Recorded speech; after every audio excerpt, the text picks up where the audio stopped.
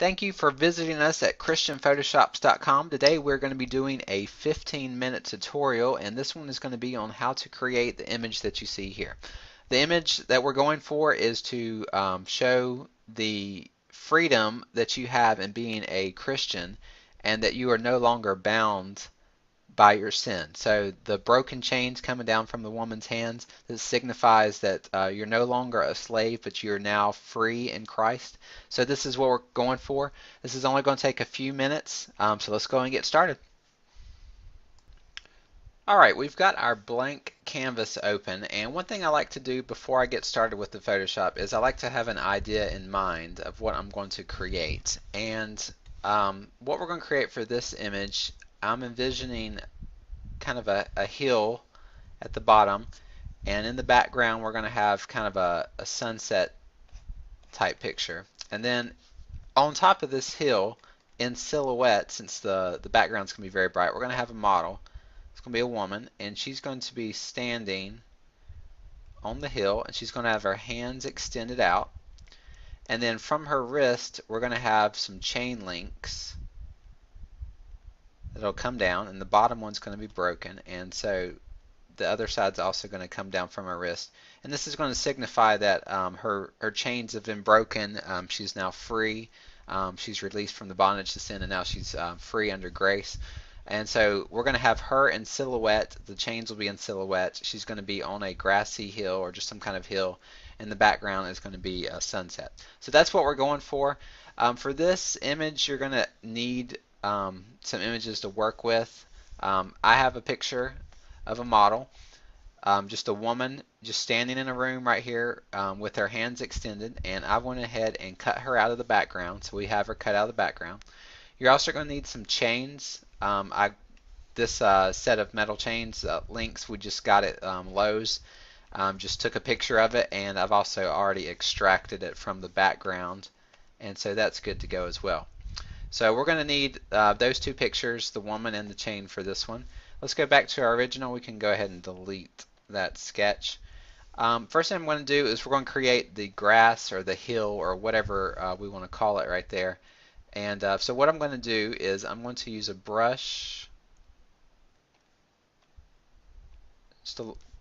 just kind of a small brush, and then I'm just going to draw a semi-straight line right there. So definitely not very straight, just kind of curvy, what the land would go like. And then just fill the rest of that with black. The foreground is going to be the hill, the grassy area, and so it's going to be completely silhouetted with the bright sun. And now we have our hill right there, and I'm going to make the edge of the hill a little bit less smooth. And how I'm going to do that is just use one of our brushes. In Photoshop, there's a grass brush, and when you start brushing with the grass brush, it looks kind of like this, and it has different colors, but we'll do it all black for this one. Okay, and so what you'll do is you'll just take your brush. It's already got the scatter settings and the size jitter and everything. So you're just going to take your brush and just paint some black grass right on the top of this hill that you drew. And this is just going to make the hill just not quite as smooth. Just give it a little bit of texture. So just kind of draw some grass. Make some spots thicker than others, some spots thinner than others, and just draw along this line right here.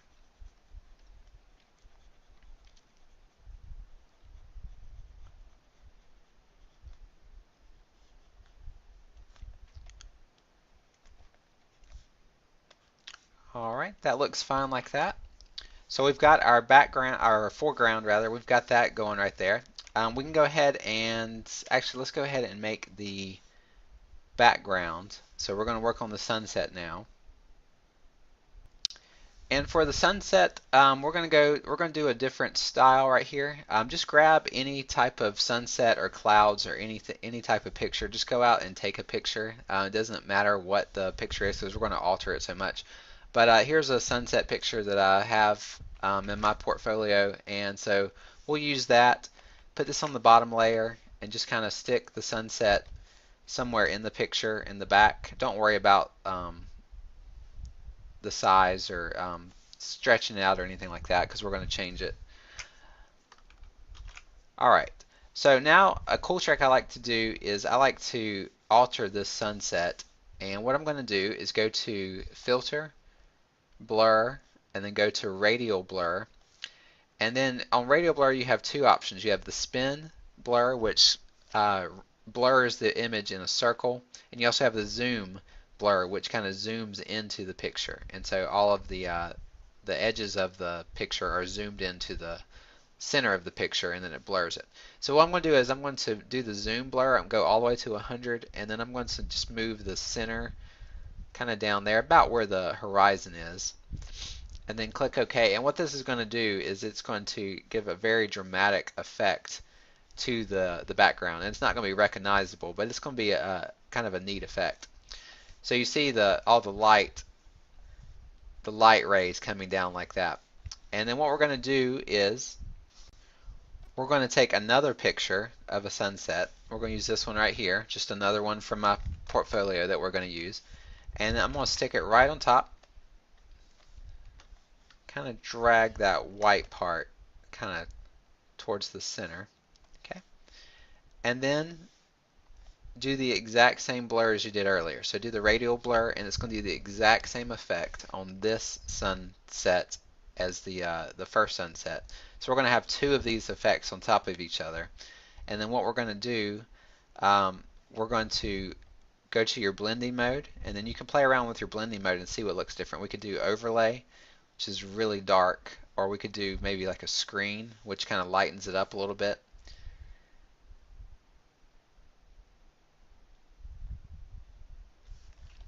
And just play around with whatever you think looks good. You could even do multiply.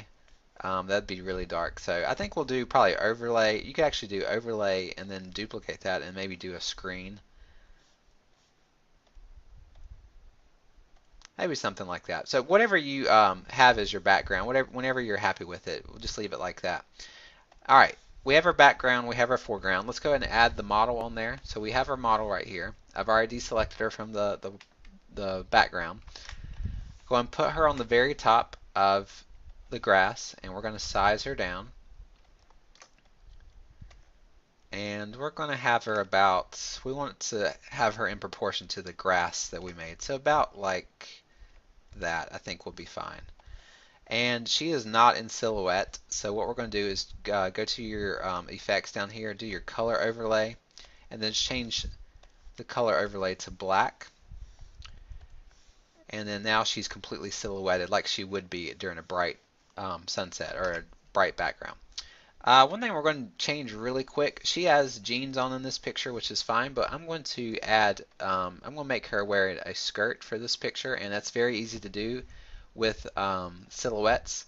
All you got to do is go to your brush, change your hardness to 100%, and just get a small brush, and it's very easy to just draw on a layer on top of the model, and then just kind of draw the outline of a skirt. And it's silhouette, so no one's going to know the difference.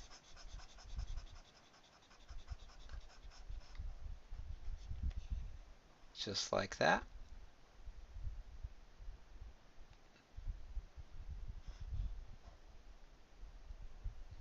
And you could get fancier with it if you wanted to and make it kind of swoosh out. But you can just draw a quick skirt. And also I'm going to make her sleeves a little bit more prominent. And so what I'm going to do is kind of draw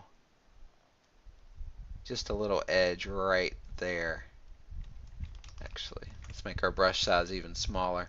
And this is completely optional. You don't have to do this. Just changing the wardrobe just a little bit. And then right here on this side, I'm going to make her sleeves just hang down a little bit more.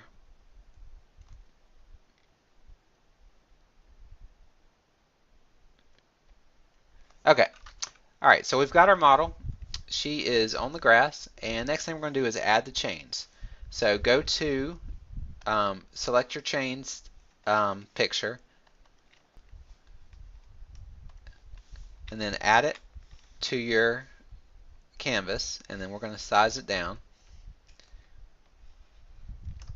And they're going to go right on the wrist, and I think probably about that size right there will be fine. Maybe not, maybe a little bit smaller. Okay, go ahead and change your color overlay to black, and then duplicate that, and then just move another one right over to her other side. Okay, so we have the chains hanging from her wrist, and they're just kind of, we'll make them a little bit smaller. They're just kind of sitting on the wrist, but since everything is in silhouette, you're not going to know that they're just sitting there. It's going to look like they're actually hanging off of the wrist. Put that right there.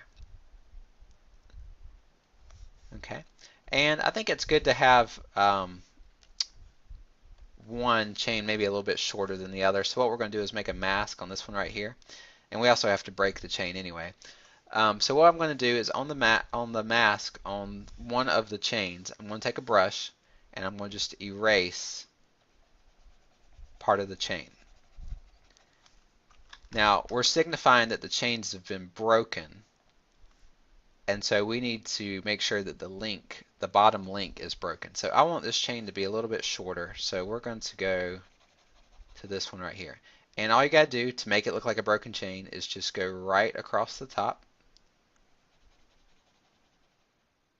just like that, and then you could also paint part of it back like that so it looks like the edge of it's broke. And it's going to be so small, it's going to be hard for the viewer to even tell what's going on. But kind of break it like that.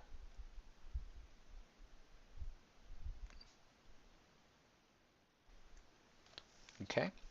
And then on the other side, on the other chain, we also need to break that one too. So do a mask, and we'll do it about right here. And the same thing, just kind of make kind of a jagged edge. Looks like it broke like that. We'll put that. Okay, zoom out. That looks good. We got two broken chain links. We got it hanging from her hands. All of that looks good. We're going to add a little bit of detail on the chains right now. So what we're going to do, go ahead and apply your masks. On your effects, go to inner shadow, and what we're going to do, change on your inner shadow, go from multiply to normal, and then we're going to change the color. Instead of black, we're going to do one of these kind of pinkish colors that are in the background.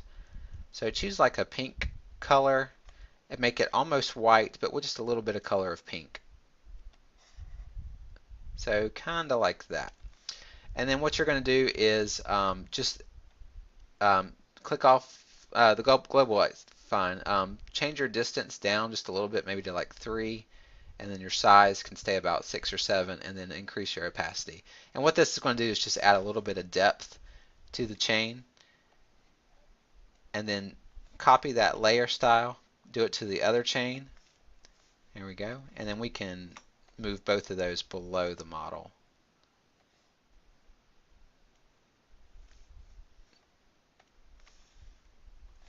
All right, that looks good. So we have the chain coming off her wrist, and we've got her in the background. We've got her in the foreground with the sun in the background, and that's pretty much it right there. We could do a couple other effects. What I like to do sometimes is add a lens flare, and what we could do is, let's see, make a new layer, fill it to black, and then go to render lens flare, and then my favorite lens flare is the 105 prime, and then we're just going to move it about right there, which is about where that's about where the sun is setting. So we have our lens flare. Change that blending mode to screen, so we have a nice bright sun right here. Let me move it just a little bit lower.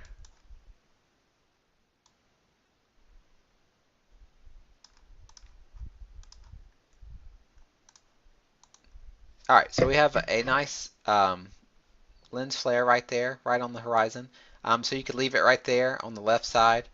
Um, you could also move the model and the chains and everything, and you could move it. You could move her right beside the sunset or the lens flare. You could put her right there, or you could leave her on the right side, wherever you want to move her to. That's what the good thing about layers. And I think we'll just leave her over here.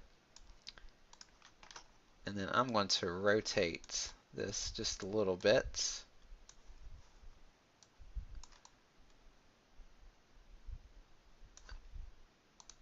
Okay. And when you move the lens flare and you have it to screen, the white edges are going to be like that. So the way to fix that is to make a layer mask, invert the layer mask to black so nothing is showing. And then I'm going to take a big white brush,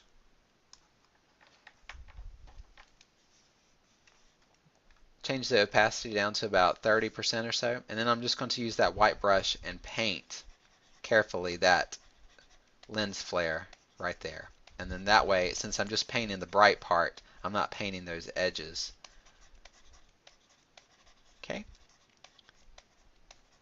that looks good. Last thing I'm going to do, the lens flare's got a very cool color, and the background's very warm, very pink. And so what I'm going to do is change the color of the lens flare.